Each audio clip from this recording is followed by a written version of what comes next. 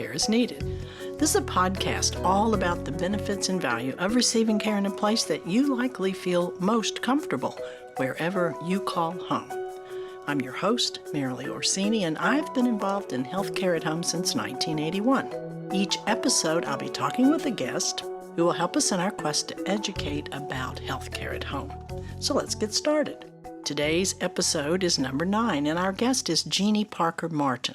Jeannie's president and CEO of LeadingAge, California, and she's been in the industry a long time, over 25 years, as an equity partner in the Corridor Group.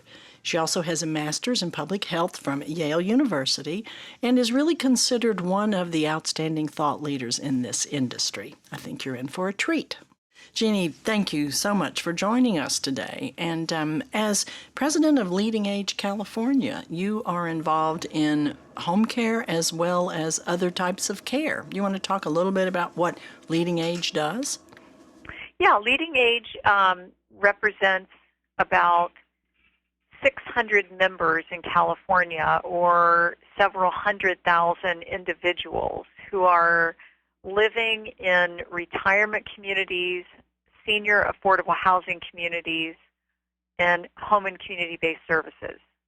So we represent a wide range of individuals. We provide advocacy, education, as well as public relations work. We're an affiliate of a national organization, LeadingAge National, which has many thousands of members across the country. And prior to this, though, you were involved for many years, I think over 25 years, in helping home health agencies succeed through a consulting business, the Corridor Group. Yeah, I was the president and CEO of the Corridor Group, and we work directly with home health, hospice, private duty, and other organizations to assure improved quality of care in the home, as well as growth and development in the field, so that organizations could thrive, as well as their the services that they were providing to patients. So really a great opportunity to work directly with organizations trying to care for people at home and recognizing the importance of care delivery at home to keep people out of the hospital in a surrounding that they really want to be in. So it's a very, very it was a very exciting time for many, many years. Just about 25 years, you're right. And then before that, I was with Visiting Nurses and Hospice of San Francisco, where we served individuals who were receiving home health or hospice or private duty services. At that time, one of the largest organizations in the country. And we had the largest AIDS home care and hospice program in the country, which I actually started. I wasn't really aware of that component in your background. So you've been passionate about healthcare at home then for your entire professional career. Right, and even in my graduate work, I did international health care, and it was focused on community-based care. So I would say absolutely my entire career has focused on keeping people in a home setting of their choice and also helping them to thrive in that setting, as well as supporting their caregivers, so that the caregivers who often are working full-time may not always have the financial or social resources to keep somebody at home. And so it's really about making sure that not just the individual patient is cared for, but also that their family members can access resources and the kind of support that they'll need, particularly with extended illnesses, which many people have. I continue to hear from people that had they only known about home care, that they would have made different choices or had different outcomes. And so this really is an intent. The intent of this whole podcast series is to try to educate the consumer so that they will be able to make better choices. And it sounds like you've been doing that for many years. Is there something we could, as an industry, do differently that would help the consumers make a better and more informed choice for home care? I think one of the most important things that I've seen, and this has been probably because of some of my own personal experience, is the role that a case manager can play in helping an individual understand their options and also helping that person stay out of the hospital. So I think from a home care perspective, if an individual is seeing a physician an important question that they can ask their physician: is there someone I can talk to about resources in the home? And often we don't know that we can even ask that question. So I think asking the question about resources in the home helps to trigger a response from the physician or a nurse practitioner, depending on who they're working with, or maybe it's a social worker or somebody else within the health system that they're in. But triggering a question can then put them in touch with, it might be something as simple but yet difficult as home yard work. You know, you may have been doing the yard work, you fall and break your hip, you don't have somebody to do that.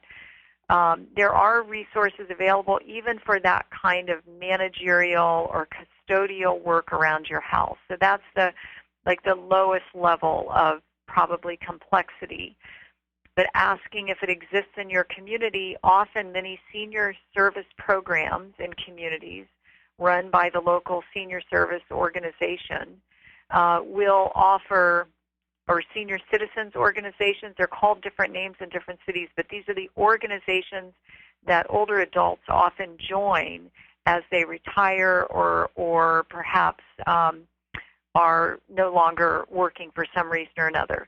Those organizations often have resources that can help somebody in the home that are complementary or very low fees. So that's like a very basic level. Then the next level is you need somebody to help you with some personal care in the home. Maybe you're no longer able to reach down and tie your shoes because you've had a hip replacement, or because you have some other sort of healthcare complication that's limiting your ability to do something that used to be a simple task for you. There are aides who are available who can come in for a few hours and longer, depending on what your needs are, who can help you be able to stay independent in your home. That could be an individual who works for a state-run organization, or it could be by a private home care provider or another organization in your community. Depending on the community you live in, the resources may be different.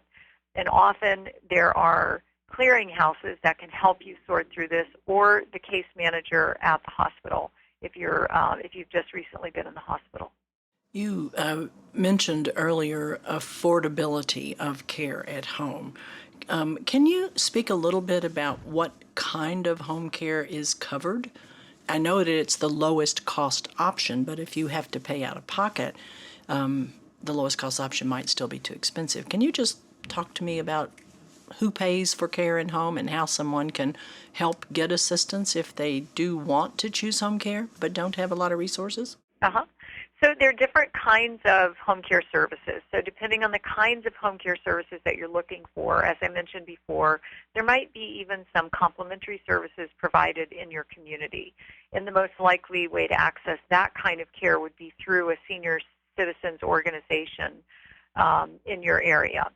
If you need a nurse or an aide, a home health aide or a home care aide in your home, some of those services may be provided by Medicaid, and some services may be provided by Medicare. If you're in a managed care program, the managed care program may offer more extensive services because they recognize that keeping you in a home setting is cheaper for them and for the government than putting you in the hospital. So your managed care plan may pay for a portion of services. Medicare may pay for some services, and or Medicaid may pay for some services. If you have to pay out of pocket for services, it can be quite costly. So what your case manager is going to try to do is help you understand what you can afford, how you can afford it, and how to keep you at home within the means that you have. So aides in the home can vary greatly by area.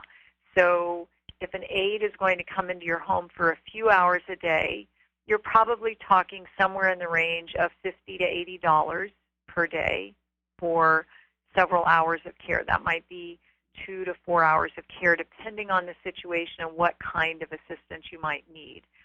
Some organizations called private duty agencies or personal companion services also provide less than 2 hours a day. So you might be able to get somebody to come in and help you for an hour a day that will meet your needs. Somebody might be able to come in and just help you get dressed, or somebody might come in and help you get dressed and make your lunch and get a sandwich ready for dinner. So you might have some resources that can help you stay at home. But generally, if you have limited resources, the best use is to find out if you're eligible for Medicaid or Medicare services, or if you're on a managed care plan, to see if the managed care plan will help you pay. If you need 24-hour care for an extended period, services in the home can be quite costly. And it may be out of reach for some individuals, or may be within reach for a short period of time, depending on your circumstances. But even in that situation, some services may be covered by Medicaid, they may be covered by Medicare, or they may be covered by your managed care plan.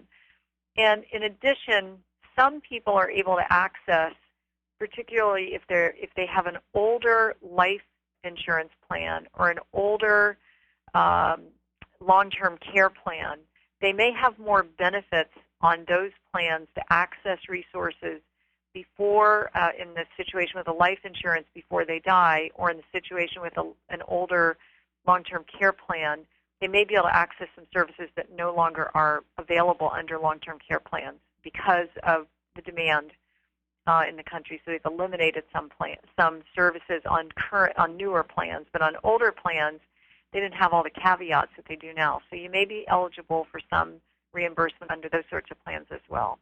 And Jeannee, if someone does have insurance policies, who would interpret that for them? Does the case manager help with that as well? This can be a tricky situation, but I would first talk to the case manager or a social worker. They might have a family member who is an attorney who could read the language. But often these are, especially the older insurance plans, can sometimes not have the caveats that we are used to today. And I'll give you an example of this. I had an office mate a couple of years ago who had one of these older long-term care plans that they had gotten in the 70s. And that plan had no restrictions on services in like a congregate residential care facility. Mm-hmm. And now we might call that, depending on your state, a residential care facility. It might be an assisted living facility, depending on the services provided. That particular individual's mother was getting 24-hour, the plan recipient was getting 24-hour care, and at first the insurance company refused to pay for it. But because there were no caveats, ultimately they had to pay for it. So they ended up paying for 24-hour care for an extended period of time because there were no caveats. So I would ask the case manager, possibly an attorney, and even the plan itself, call the plan itself and just say, hey, you have this, your interpretation is X. Is that how they're reading this? So it doesn't necessarily have to be too complicated in terms of who to ask, but a lot of people won't know where to go. So maybe start with the plan, ask your case manager or social worker, and then maybe even attorney if you have an attorney who is in your family or maybe you've used previously. You mentioned being support for the caregiver, and my understanding of the new conditions of participation and also the results of the Future of Home Health Care initiative, that the family caregiver is now becoming a more important part of the care equation. And I just wanted you to reply to that and give me some extra information if there is any available. The family caregiver is going to be the most critical individual in a person's care delivery system in the future. Because of the demographics and the coming, really almost a tsunami of older adults in the country. Mm-hmm. We're not going to have enough people who are able to provide professional care in the home. So we're going to be relying more and more on our family caregivers. There are in some states, as well as at the federal level, some resources available to support family caregivers on a limited basis in the home setting. And so I think as we look forward, there will be more advocacy as well as more funding through various sources that will help to pay for care in the home. So in California, for example, we're looking at long-term services and support, which we sometimes call wraparound services, to help keep somebody at home and keep them out of the hospital. Some of those resources may go directly to the individual so that they could hire a family member or so that they could hire someone else in their community directly. Not necessarily, but that's, some of the thinking, how can we possibly support all these people who are going to need care at home when we don't have enough professional caregivers, and we'll have to mobilize the family caregiving workforce. You're seeing that as a trend and something that is that's moving forward? Yes, I definitely think there is a trend. And even under Medicaid, in particularly Medicaid managed care programs, some states have been very progressive in developing programs that help low-income people in particular stay at home with different resources, like a case manager to take them to the doctor's appointment, like a case manager who can, or even a community care manager that takes somebody to the grocery store so they have enough food to eat, who takes them to their doctor's appointment to get their medications. So there are situations around the country already that are very good examples of the potential impact on caregivers as well as on the individual patient themselves. And I think we're going to see more of that as we go along. The CMMI grants that were awarded several years ago were a good demonstration on some of these types of programs where people could test out different care management interventions using family caregivers, using community caseworkers to provide additional interventions or interventions that were really needed and important to the patient. I'm going to switch gears 100%. Because your master's is in public health, I would love you just to give me a little insight on how keeping people at home is helping in population health, or is it?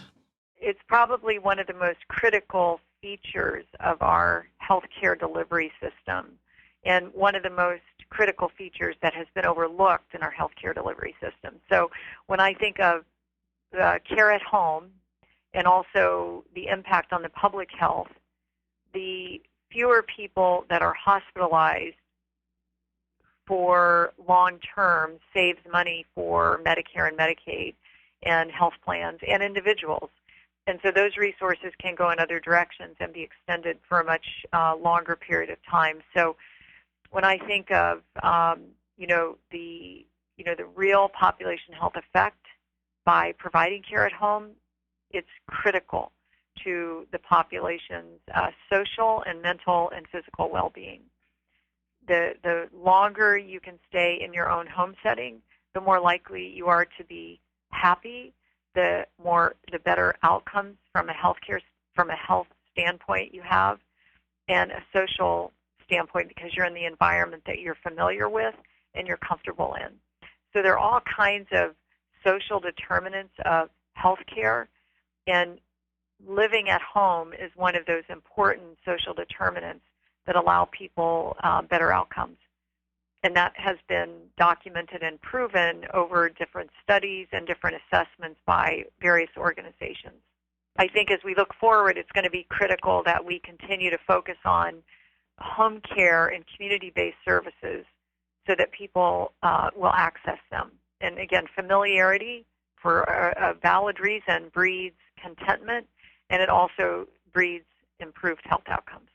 Goodness, I am going to end this interview with that because you have just made my case for helping choose home very, very articulately. Jeannee, thank you so much for joining us today, and keep doing the good work you're doing for healthcare at home. Great. Well, thank you so much. Thank you so much for listening today, and a special thanks to our sponsors and partners, Access, National Association for Home Care and Hospice, and Core Cubed. You can find more on our website, helpchoosehome.com, and on social media. Join us, won't you, to spread the word and help choose home when care is needed?